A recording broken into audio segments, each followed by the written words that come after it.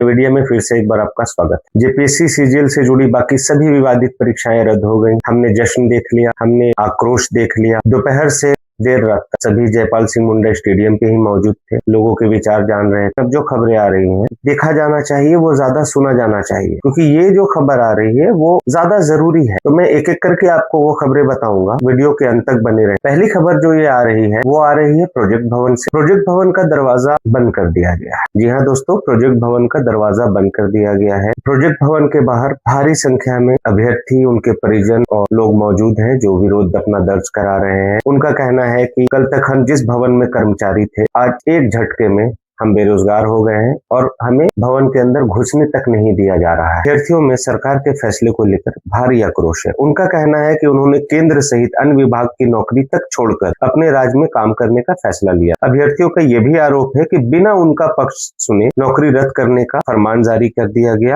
जो एक तुगलकी फरमान है। फिलहाल अभी प्रोजेक्ट भवन के बाहर हालात काफी तनावपूर्ण है, अभ्यर्थियों में काफी नाराजगी है और वो अपना विरोध दर्ज करा रहे हैं। दूसरी बड़ी खबर ये आ रही है, इस पूरे प्रकरण का मास्टरमाइंड जिसे हम कह सकते हैं अभय तिवारी के भाई अक्षय तिवारी और उनकी पत्नी के घर पुलिस पहुंची। पूछताछ दोनों से शुरू हो चुकी है। दोनों जेएसएससी सीजीएल पास कर नौकरी कर रहे थे और दोनों ने जेपीएससी की परीक्षा में भी सफलता हासिल की थी। तो हम ये समझ सकते हैं कि कैसे उन्होंने सफलता हासिल की थी। तीसरी और एक और बड़ी खबर ये आ रही है कि जेपीएससी के सदस्य अनिमा हंसदा की बेटी भी जेपीएससी की परीक्षा में शामिल हुई थी और ये बात उन्होंने आयोग से छुपाई, जो कि अपने आप में नियम को एकदम विरुद्ध है। बाद में उनसे पूछने पर उन्होंने बताया कि मुझे लगा कि सिर्फ मुख्य परीक्षा में शामिल होने की जानकारी देनी चाहिए। मेरा मानना है कि उन्हें सब कुछ जानकारी थी और उन्होंने ये बात अपने जानबूझ के छुपाई थी। जांच होगी, जांच में ये भी बातें अब विस्तार से सामने आएंगी। और सबसे बड़ी खबर अभी ये आ रही है कि जेपीएससी के पूर्व सचिव अजीता भट्टाचार्य के पीए बीएन राम गिरफ्तार हो गए हैं। जी हां, अजीता भट्टाचार्य के पूर्व सचिव